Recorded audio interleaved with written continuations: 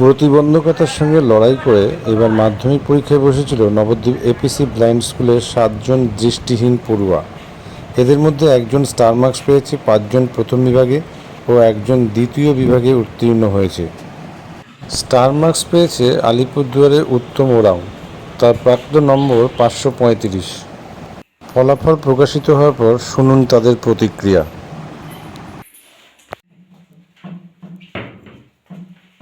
আপনি বসুন, টুপিটা খুললাম। আপনার সঙ্গে কথা বলুন, যেমন কথা বলে আপনি কথা বলুন।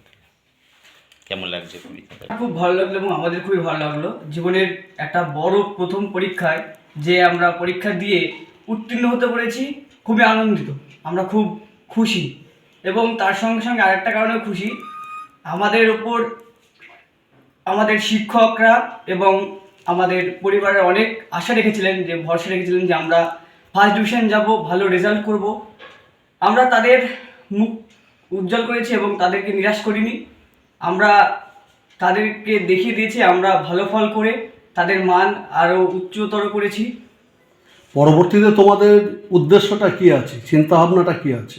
পরবর্তীতে আমাদের উদ্দেশ্য, আমরা আরও ভালোভাবে জীবনের পথে এগিয়ে গিয়ে একজন প্রতিষ্ঠিত নাগরিক হয়ে সমাজের কাজে লাগি, দেশের সেবা করি এবং আমরা যারা প্রতিবন্ধী আছি তাদের সেবায় নিয়োজিত হই। আচ্ছা, তোমরা যে দুজন রাইটার আছো তারা একটু পাশে এসো। তাদের উদ্দেশ্যেও বলা হচ্ছে যে তোমরা তো তোমাদের জীবনের প্রথম পরীক্ষা এদের হয়ে যেভাবে দিয়েছো, এ তো ধন্যবাদের কোনো ভাষা নেই। তোমাদের কেমন লাগছে বলো, বলো যে কোনো। আমাদের খুবই ভালো লাগলো। হ্যাঁ, খুবই ভালো লাগলো। আজ এআই এর যুগে আমরা কতটাই না অ্যাডভান্স। আর্টিফিশিয়াল ইন্টেলিজেন্স এই কম্পিউটার টেকনোলজির যুগে ঠিক মতন তৈরি করতে পারছেন তো? চিন্তার কিন্তু কোনো কারণ নেই, কারণ এই জন্যই রয়েছে আশালম। যেমন ধরুন, এইখানে রয়েছে কম্পিউটার অ্যাপ্লিকেশন ডিপ্লোমা, এছাড়াও এখানে রয়েছে advance information technology, financial account programming, web page designing. তাই ভাবছেন কেন? চলে আসুন নবদ্বীপ আশালয় কম্পিউটার সেন্টারে, যেখানে ভবিষ্যৎ কথা বলে। পরীক্ষা হলো, রেজাল্টও বার হলো, তোমাদের কেমন কি লাগলো একটুখানি আলোচনা করো। বলো যে যেমন তো তহিন বল। আমার তো আজকে অনেক ভালো লাগছে, অনেক মানে প্রথমে এক্সাইটেড ছিলাম, তারপরে ভালো লাগছে অনেক। পায়েল কিছু বল, বসেই বল। আমারও আজকে অনেক ভালো লাগছে। আর সকাল দিকে একটু টেনশন হচ্ছিল, কিন্তু এখন অনেক নিজেকে খুশি লাগছে।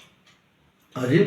আমার পরীক্ষা হওয়ার পর থেকে খুব মানে এক্সাইটেড ছিল যে কি হবে, যে মতো আনসার করেছি তারপর কি এরকম ফল পাবো, কেমন ফল হবে। তো পরীক্ষার রেজাল্ট ডিক্লেয়ার হওয়ার যেদিন হলো, এই 2 তারিখে, তো ভাবছিলাম যে কবে 2 তারিখটা আসবে। এবং 2 তারিখ আসার পর স্কুলের রেজাল্ট না শোনা পর্যন্ত একটু টেন্স হচ্ছিলাম যে কি হবে। তারপর যখন রেজাল্টের ফল শুনতে পেলাম, খুব ভালো লাগলো, আমি খুব খুশি। আকাশ, তোর কেমন লাগলো? আমি যখন পরীক্ষা দিয়েছি তখন একটু মনে হচ্ছিল যে ফার্স্ট ডিভিশন পাবো, কি মাধ্যমিক পরীক্ষা দিলাম, জীবনের বড় পরীক্ষা, কেমন কি হবে। যখন রেজাল্টটা শুনলাম তখন খুবই ভালো লাগলো যে ফার্স্ট ডিভিশন পেয়েছি, পাস করেছি, তখন আমার ভালো লাগলো।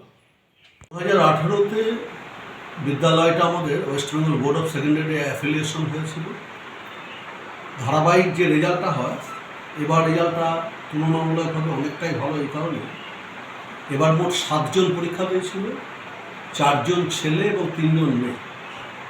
তার মধ্যে আমাদের সর্বোচ্চ নম্বর পেয়েছে 535, অর্থাৎ একটা স্টার, 5টা ফার্স্ট ডিভিশন এবং একটা সেকেন্ড ডিভিশন B+। আমাদের মধ্যে যে 7 জন পরীক্ষা দিয়েছে তাতে সর্বমোট 12টা লেটার পেয়েছে। আজিম বলে একটি ছেলে, সে আজিম, আকাশ, তহিন, লক্ষ্মী 4 জনায় ইংলিশ এবং জিওগ্রাফিতে লেটার পেয়েছে। আর উত্তম ওরাও বলে একটি ছেলে, ও ম্যাথস, ফিজিক্যাল সায়েন্স, জিওগ্রাফি এবং ইংলিশ। সর্বমোট আমাদের 12টা লেটার পেয়েছে। এটা কি সকলেই নবদ্বীপের? না, আমাদের মধ্যে নবদ্বীপের খুবই নেই বললেই চলে। একমাত্র একজন তুহিন বলে একটি ছেলে, ওই মহীশূরাতে বাড়ি। বাকি আলিপুরদুয়ার আছে, বীরভূম আছে, পুরুলিয়া আছে, পূর্ব মেদিনীপুর আছে এবং করিমপুর, এই সমস্ত জায়গা থেকে স্টুডেন্ট আছে।